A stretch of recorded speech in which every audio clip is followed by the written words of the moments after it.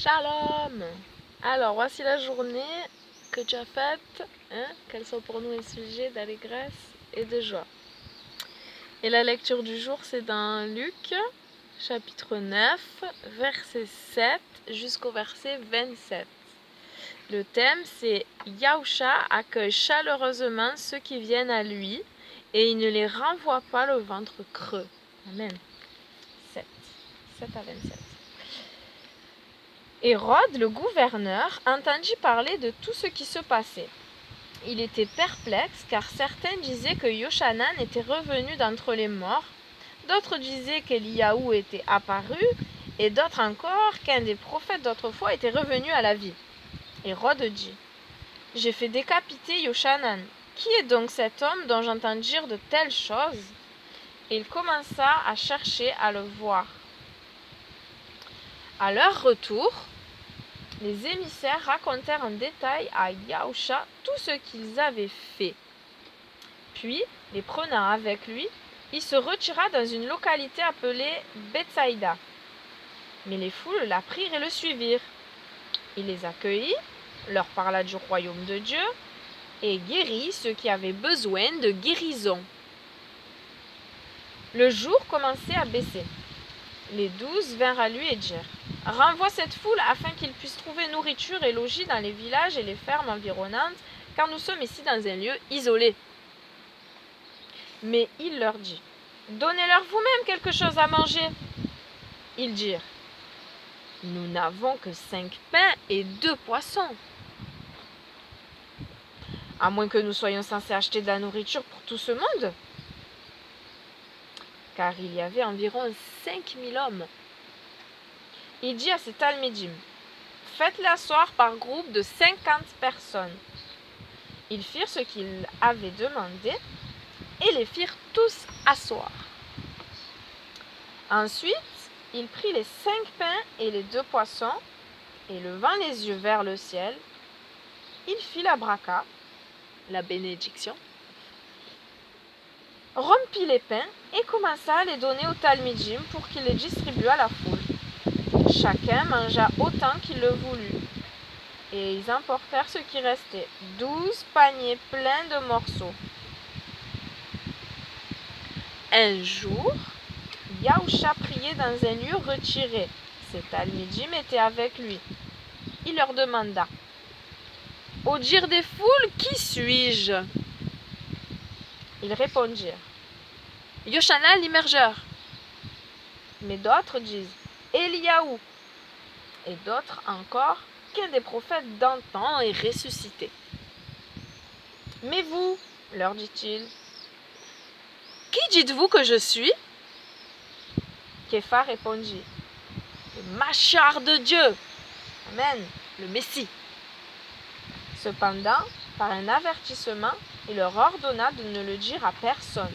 Puis il ajouta : « Le Fils de l'homme doit endurer beaucoup de souffrances, être rejeté par les anciens, les chefs kohanim et les enseignants de la Torah. Et il sera mis à mort. Mais le 3e jour, il reviendra à la vie. » Alléluia. Puis il dit à tous : « Si quelqu'un veut venir après moi, qu'il dise non à lui-même. Il porte son poteau d'exécution, sa croix, chaque jour, et qu'il me suive.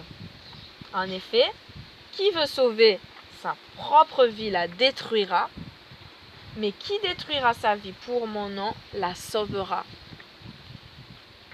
À quoi sert-il à un homme de gagner le monde entier s'il se détruit ou s'il perd sa propre vie ? Car si quelqu'un a honte de moi ou de ce que je dis, le Fils de l'homme aura honte de lui quand il viendra dans sa gloire et dans celle du Père et des saints anges. Je vous dis la vérité. Il y a des personnes ici présentes qui ne connaîtront pas la mort avant d'avoir vu le royaume de Dieu. Amen. Fin de la lecture. Et la question de méditation, c'est Est-ce que je suis venue à Yahusha? Est-ce que j'ai découvert la vraie vie? Alors, est-ce que je suis venue à Yahusha? Est-ce que j'ai découvert la vraie vie? Moi, je réponds oui, alléluia. Je suis venue à Yahusha et j'ai découvert la vraie vie. La vie en abondance. Merci Seigneur pour la nouvelle vie en toi. Je suis née de nouveau par l'Esprit de Dieu. Alléluia. En lui, j'ai trouvé une vie nouvelle. Merci, merci de m'avoir appelé ton enfant. Merci de continuer ton œuvre et de la rendre parfaite pour ce jour glorieux où tu reviendras. Merci pour ce que tu as déjà fait, ce que tu es en train de faire et ce que tu feras, Seigneur. Merci d'attirer encore des âmes à toi. Oui, tu veux qu'on vienne à Yahusha. Tu veux qu'on ait une nouvelle vie en lui, par lui, dont tout a été créé. Donc, tout ça a été créé par lui et pour lui, sont toutes choses. Voilà, merci, merci, merci de nous avoir révélé qui tu es, Père, Père Saint, par le Messie sur cette terre, voilà, et qui est sorti de toi et qui a accepté de quitter ce ciel de gloire et maintenant, voilà, en étant passé par la mort et la résurrection, il est aujourd'hui glorieux pour toujours, je le crois. Et je sais que par lui nous avons tout. Merci. Merci de nous l'avoir donné. Merci parce que la parole dit bien que